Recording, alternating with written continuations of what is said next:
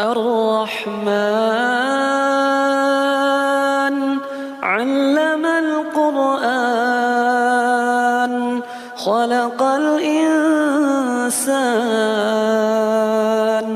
علمه البيان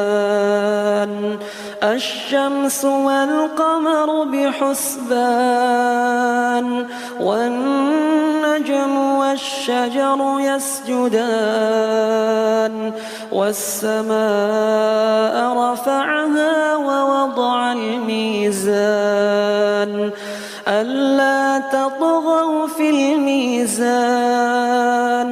وأقيموا الوزن بالقسط ولا تخسروا الميزان والأرض وضعها للأنام فيها فاكهة